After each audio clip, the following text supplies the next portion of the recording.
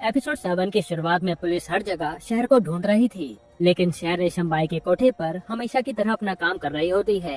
फिर हम बिजली को देखते हैं। बिजली सत्तार को शहर की फोटो दिखाकर पूछती है कि क्या तुम इस लड़की को जानते हो? इसी लड़की ने गफूर को जान से मारा है। इस पे सत्तार उसे मना कर देता है कि मैं इस लड़की को नहीं जानता। यहाँ जब अकरम अपने कमरे में बैठा होता है, उसी समय एक आदमी उसे आकर बताता है कि बाबू का पूरा धंधा बर्बाद होने वाला है, क्योंकि कादिर भाई ने बाबू के धंधे में 70% का हिस्सा मांगा है। ये सुनकर अकरम काफी खुश हो जाता है। फिर कुछ समय बाद सत्तार रेशम बाई से आकर कहता है कि क्या मैं थोड़े टाइम के लिए शहर को अपने साथ लेकर जा सकता हूँ? मैं शहर को पूरा मुंबई घुमाना चाहता हूँ। तब पहले तो रेशम बाई शहर को ले जाने से मना कर देती हैं, पर सत्तार के काफी कहने के बाद रेशम बाई उसकी बात मान लेती हैं। इसके बाद अकरम कादिर से जाकर कहता है कि आपने बाबू को नीचा दिखाकर बहुत अच्छा किया और मैं भी अब खुद का मसाज सेंटर खोलना चाहता हूँ। तब कादिर कहता है कि तुम्हें जो खोलना है वो खोलो और मैं हर मामले में तुम्हारे साथ हूँ। यहाँ सत्तार और शहर एक साथ पूरा मुंबई घूम रहे थे और शहर भी काफी टाइम बाद घूमने निकली थी, इसलिए उसे बहुत मजा आ रहा था। दूसरी तरफ परशु गोटिया के पास आता है और उसे कहता है कि तुम मुझे बता दो कि गफूर को किसने मारा है, वरना मैं तुम्हें अभी मार डालूंगा। तब गोटिया डर के मारे उसे कहता है कि राजू भाई जानते हैं कि गफूर को किसने मारा है।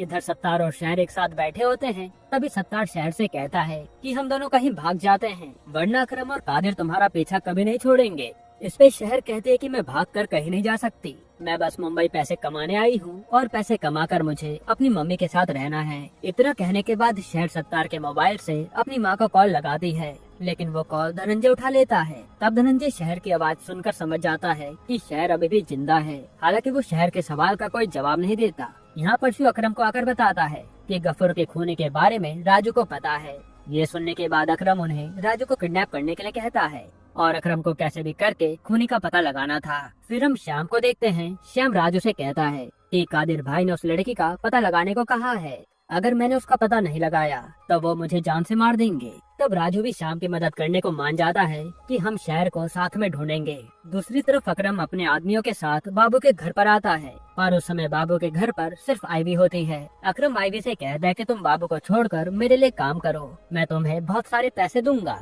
लेकिन आईवी बाबू को धोखा देना नहीं चाहती थी, इसलिए वो अकरम को वहाँ से जाने के लिए कह देती है। यहाँ थाने में बिजली शैलवा से पूछती है कि क्या तुम चंपा के दोस्त को जानते हो? इस पे शैलवा कहता है कि चंपा ने अपने एक दोस्त को हबीबा बाई के कोठे पर बेचा था, लेकिन उस लड़की का नाम कोई नहीं जानता। हालांकि उस लड़की ने चंपा की लाश का अंतिम संस्कार किया था।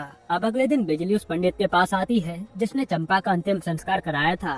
तो वो पंडित से पूछती है कि क्या आप चंपा के दोस्त को जानते हो? पंडित जी कहते हैं कि मैं उस लड़की का नाम नहीं जानता, पर मैंने उस लड़की का चेहरा देखा है।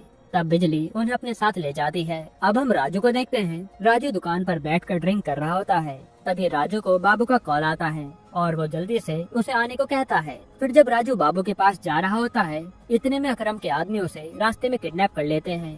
अब हम बिजली को देखते हैं जो पंडित जी को अपने साथ एक स्केच आर्टिस्ट के पास लेकर आती है, और बिजली पंडित जी की मदद से उस लड़की का चेहरा बनाना चाहती थी। यहाँ शहर रेशम बाई को देखती है कि उन्हें पीठ में दर्द हो रहा है, इसलिए वो रेशम बाई से कहते हैं कि आप टेंशन मत लीजिए, मैं आपकी पीठ का दर्द अच्छे से ठीक कर दूंगी। दूसरी तरफ अकरम के आदमी राजू को किडनैप करके एक खुफिया जगह लेकर आते हैं और उसे खूब मारते हैं।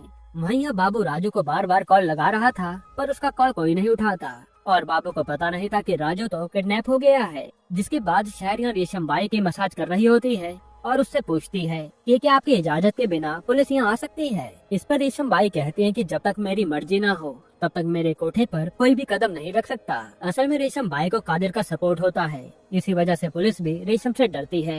अब बिजली के काफी इंतजार करने के बाद आखिर में शहर का स्केच बन जाता है, तो बिजली भी स्केच में शहर की तस्वीर देखकर चौंक जाती है। फिर हम राजू को देखते हैं। अकरम के आदमी राजू से शहर के बारे में पूछ रहे थे, लेकिन राजू कहता है कि मुझे उसके बारे में नहीं पता कि वो इस समय कहाँ होगी। फिर रात में बिजली सत्तार से मिलने जाती है और उसे शहर की फोटो दिखाती है। सत्तार भी समझ जाता है कि बिजली को शहर के बारे में सब कुछ पता चल गया है। तब बिजली सत्तार को कहते हैं कि शहर को खुद को पुलिस के हवाले कर देना चाहिए, मैं शहर को कुछ भी होने नहीं दूंगी। इस पे सत्तार कहता है कि सारे पुलिस वाले उस कादिर के हाथ की कठपुतली हैं। अगर शहर कादिर के हाथ लग गई तो कादिर उसे मार डालेगा, इसलिए बिजली के काफी पूछने के बाद भी सत्तार उसे शहर का एड्रेस नहीं देता। यहाँ बाबू अकरम से मिलने उसके एरिया में जाता है और कहता है कि अगर आज के बाद तुम मेरी इजाजत के बिना मेरे घर में आए तो मैं तुम्हें जान से मार डालूंगा। और मैं जानता हूँ कि तुमने राजू को किडनैप किया है। इस पे अकरम कहता है कि तुम्हारे पास मेरे खिलाफ कोई सबूत नहीं है, वैसे भी तुम मेरा कुछ बिगाड़ नहीं सकते। फिर हम देखते हैं कि जब सत्तार बाइक से घर जा रहा होता है तभी रास्ते में उसका एक्सीडेंट हो जाता है और उसे काफी चोटें आती हैं। दूसरी तरफ बाबू अपने आदमियों से कॉल पर कह रहा होता है कि कादिर और उसके बेटे ने मेरा जीना हराम कर दिया है, इसलिए हमें उन दोनों को मारना होगा। फिर हम रेशम बाई को देखते हैं। रेशम कादिर के साथ रोमांस कर रही थी। इतने में एक लड़की उसे आकर बताती है कि फातिमा बाई की हालत काफी ज्यादा खराब है। ये सुनते रेशम बाई जल्दी से फातिमा के पास आती है, जिसके बाद अकरम अपने गुंडों से पूछता है कि राजू को तुमने उठाया है क्या। पर पता चलता है कि असल में राजू को अकरम के आदमियों ने नहीं बल्कि धनंजय के लोगों ने उठाया था। वही लोग शहर के बारे में पूछ रहे थे। यहीं पर एपिसोड 7 खत्म होता है।